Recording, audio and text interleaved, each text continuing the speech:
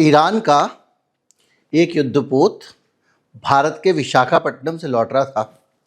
नौसेना का अभ्यास था मिलन 2026 और इसमें बाकायदा जो फ्लीट रिव्यू होना था उसमें अलग अलग देशों के जो है वो हिस्सा लेते हैं। हम एक दूसरे के साथ में सीखते हैं और ये एक बड़ा आयोजन था। और बड़ा आयोजन इसलिए था क्योंकि भारत का सर्वोच्च व्यक्ति, भारत की राष्ट्रपति यहाँ पर मुख्य अतिथि थी। इस आयोजन से लौटते समय तारपीडो कर दिया एक पनडुब्बी ने अमेरिका की ईरान के जहाज को। अब ये घटना है, इस पे तमाम आलोचना हो रही है, भारतीय जनता पार्टी की तरफ से सफाई दी गई है, लेकिन भाई हमारा मेहमान था तो उस पर क्यों हमला कर दिया, इस तरह की बातें ज़्यादा हो रही हैं। और बातें ये भी हो रही हैं दूसरी कि हमारे भारत सरकार ने इस तरह कुछ किया क्यों नहीं, इस तरह की बातें।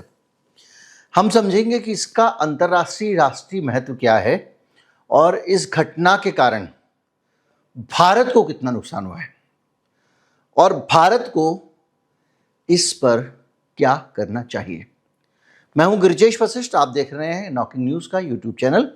बातचीत शुरू करते हैं।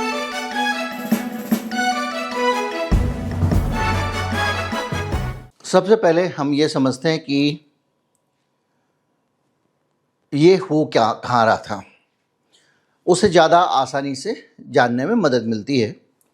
भारत का नक्शा नीचे से तिकोना है, आप जानते हैं। उसके नीचे जो है श्रीलंका है, ये भी आप जानते हैं। और श्रीलंका के दो हिस्से हैं। एक तरफ जो आपका बाईं तरफ वाला हिस्सा है वहाँ पर ईरान है, वहाँ पर अरब सागर है। दूसरी तरफ है बंगाल की खाड़ी।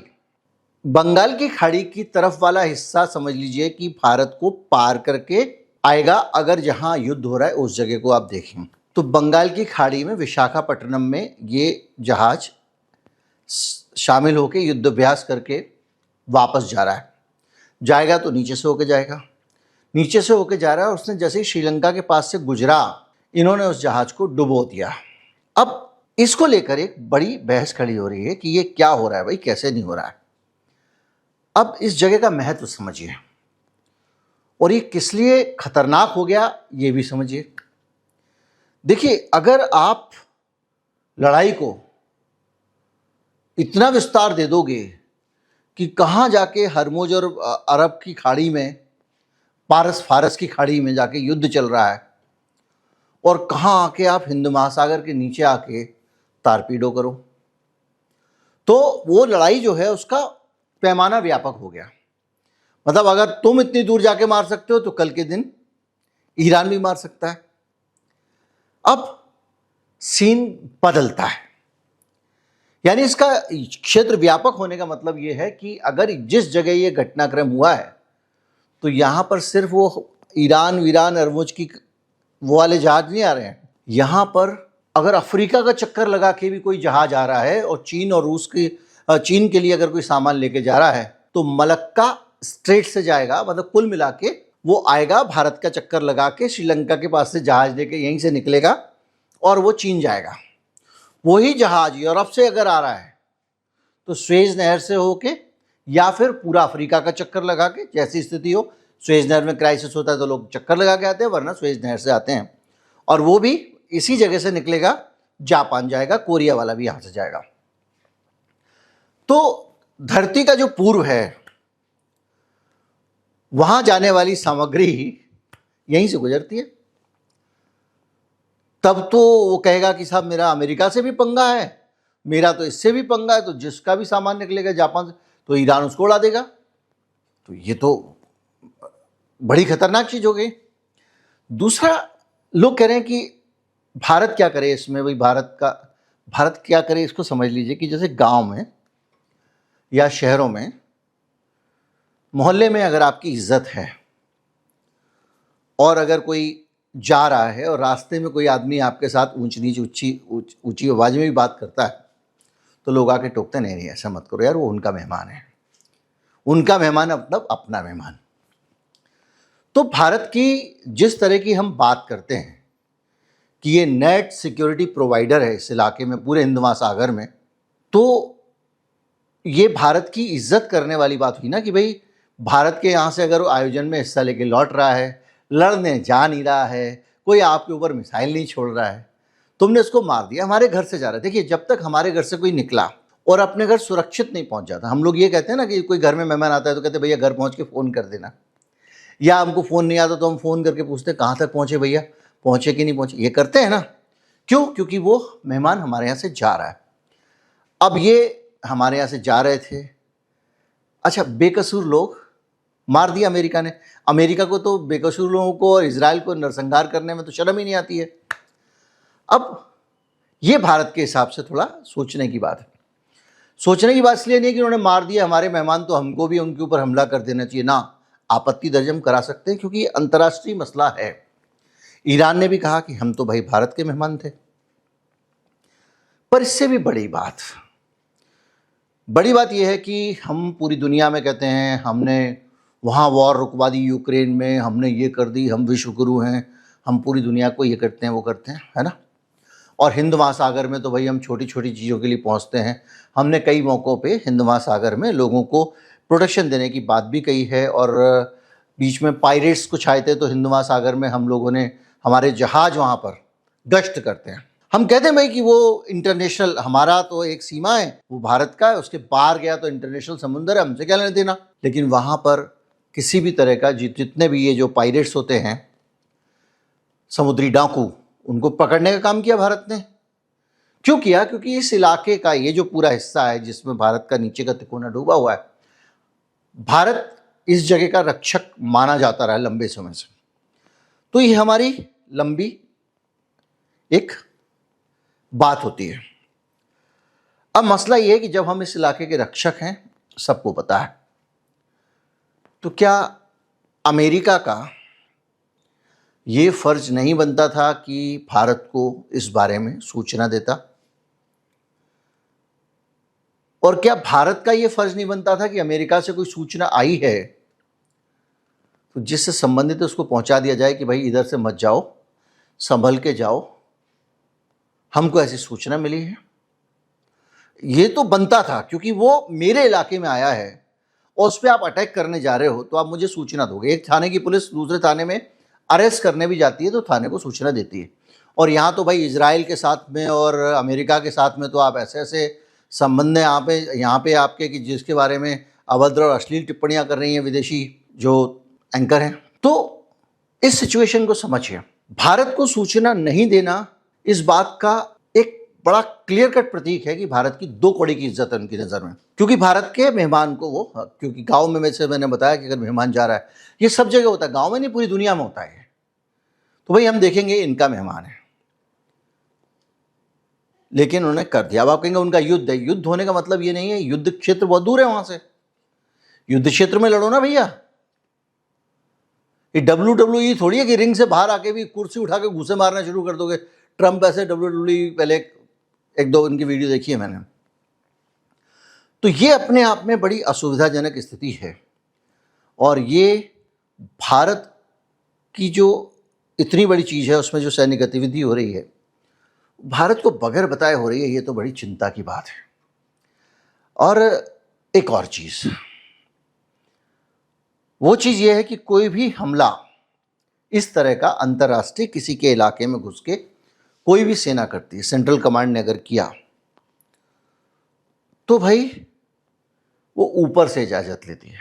आप याद कीजिए जनरल नरवणे की किताब का वो हिस्सा जिसमें वो कह रहे हैं कि जब मैं चीन की सेना घुसी आ रही है और मुझे वहाँ का जो हमारी नॉर्दर्न कमांड है वहाँ से पूछा जा रहा है क्या करना है, और मैं जब सरकार से पूछ रहा हूँ तो मुझे कोई जवाब नहीं आ रहा है।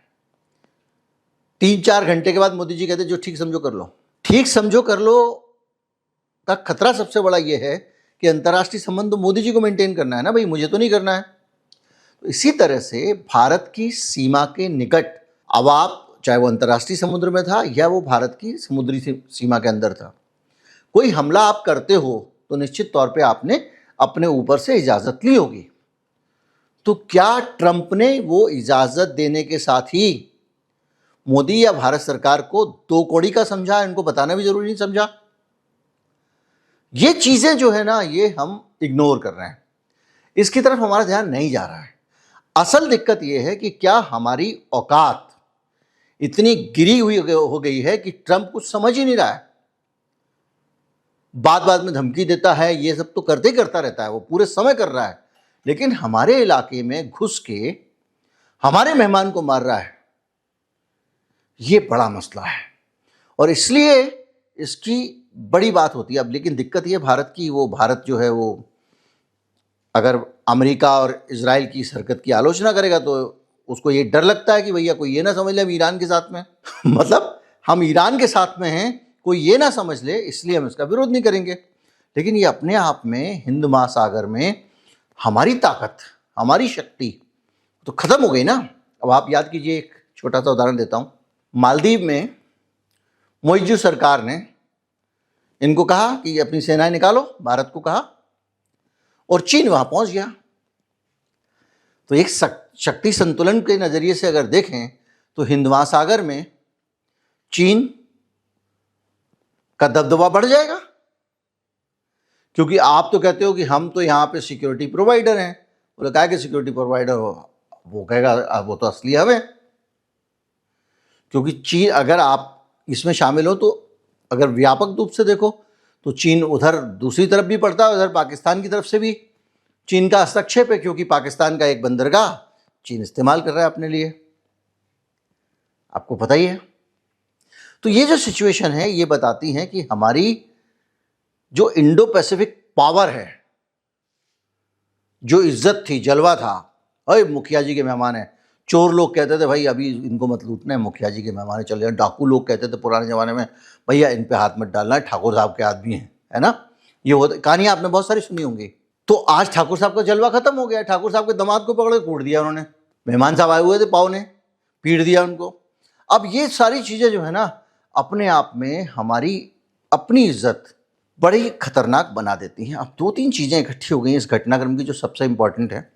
एक तो ये कि भारत की दो कड़ी इज्जत घोषित कर दी उन्होंने, और भारत चू चपड़ भी नहीं कर रहा है। ठाकुर साहब के दामाद को जरा कूट के देखो तो क्या करेंगे गांव में, और आप सट्ट बैठ जाते हो, अरे खामने को श्रद्धांजलि देने में 6 दिन लगा दिए भाई। तो ये सिचुएशन है ना, ये अपने आप में खतरनाक है। और जब आपकी ये इमेज बनती है तो आप सोचिए कि अदन की घाटी में आप कितने समय तक एंटी पायरेसी गश्त करते रहे, जैसा मैंने आपको बताया। आपने 2004 की सुनामी के बाद कितने देशों को राहत पहुंचाई, क्यों? क्योंकि आप वहाँ पे अपने आप को मुखिया मानते हो। ऑपरेशन राहत, कितने देशों से लोगों को हमने निकाला। और ये 2009 में अमेरिका के अपने रक्षा मंत्री रॉबर्ट गेट्स ने भारत को खुद ये बोला कि ये हिंद महासागर में भारत नेट सिक्योरिटी प्रोवाइडर है और ये उसकी क्षमता है। अब सोचिए, भारतीय दस्तावेजों और नौसेना के भाषणों में हम लगातार ये शब्द इस्तेमाल करते रहे, यानी हम मानते रहे कि हाँ हम हैं, और हमारी ये बेइज्जती खराब करके चला गया। अब आप सोचिए कि क्या सीन है। ये सारी चीज़ें ये बताती हैं कि ये खतरनाक मामला हो चुका है। अब हमारे घर के इधर भी दाएं भी भाई लड़ाई हो रही है, दो लोगों की उधर गली की नुक्कड़ पे आमने सामने वाले घर वाले भिड़ रहे हैं। अब वो मेरे घर के सामने, मेरे पिछवाड़े के सामने यहाँ पे सब बम फेंक रहे हैं, लठ चला रहे हैं, तलवार चला रहे हैं, सब कर रहे हैं। तो मेरी तो टेंशन हो गई ना भाई, और किसके? मुखिया जी के घर के सामने। तो इस तरह से देखा जाए तो ये अपने आप में बड़ा खतरनाक चीज़ है। वो हमारा मेजबान था, हमारी जिम्मेदारी है सुरक्षित घर चला जाए। हमने उसको चेतावनी नहीं दी, हमने उसको कुछ बताया नहीं, हमारे पास इन्फॉर्मेशन थी या नहीं थी ये बड़ा सवाल है, और नहीं थी तो और नाक कटाने वाली बात है। तो कुल मिला के इसलिए हम पर यह सवाल उठता है कि एक जो निर्गुट आंदोलन वाला देश था, जिसकी अपनी स्वतंत्र विदेश नीति थी, उस देश की इतनी बेइज्जती हो रही है कि उसकी अपनी कोई हैसियत ही नहीं रही। तो अब आप इस चीज़ को समझें इस नज़रिए से, तब आपको समझ में आएगा कि हम अपने आप में बहुत बड़े चौधरी थे, हमारे पास राडार थे तटों पे, उपग्रह निगरानी, समुद्री गश्ती वगैरह वगैरह सब करते थे भाई, हम बिला वजह कर रहे थे। वो कई बार नहीं होता, कोई आदमी थोड़ा खिसका हुआ आदमी होता है, वो ट्रैफिक में खड़ा होकर जबरदस्ती आगे निकलो, यहाँ निकलो करने लगता है। तो क्या हम वो थे क्या भाई? हम तो ट्रैफिक पुलिस के जो है इंस्पेक्टर थे ना भाई यहाँ पे, लेकिन हमको तो उन्होंने जोकर बना दिया। जो भी है, कुल मिला के ये सारी चीज़ें अपने आप में एक गंभीर सवाल खड़ा करती हैं। और ईरान ने जब कह दिया कि हम भारत के मेहमान थे, तो और ज़्यादा अपमानजनक स्थिति है। और वो सैकड़ों मौतें जो हुई हैं, उनका कलंक हमारे माथे पर रहेगा, क्योंकि वो हमारी हिफाजत में, हमारी सुपुर्दगी में थे। अतिथि देवो भव डायलॉग में नेताजी लोगों के बोलने की चीज़ नहीं है, हमारी संस्कृति है, हमें उनकी हिफाजत करनी चाहिए थी। और सबसे बड़ा खतरा कि हमारे आसपास में भी हिंसा शुरू हो गई है, युद्ध हम तक पहुंच गया, हमारे नज़दीक पहुंच गया है, और बात थोड़ी सी बिगड़ते ही मामला गड़बड़ हो जाएगा। तो ये इस घटना के पहलू हैं, जिसको कोई ये नहीं है कि हमको उसकी तरफ से लड़ने पहुंच जाना, कहीं पहुंच जाना, लेकिन हमारी एक अहमियत है। और वो हमारे जो इज्जत थी, उसको हमारे मुंह पे, इसको कह सकते हो कि मुंह पे थूक के चला गया। नमस्कार, जय हिंद।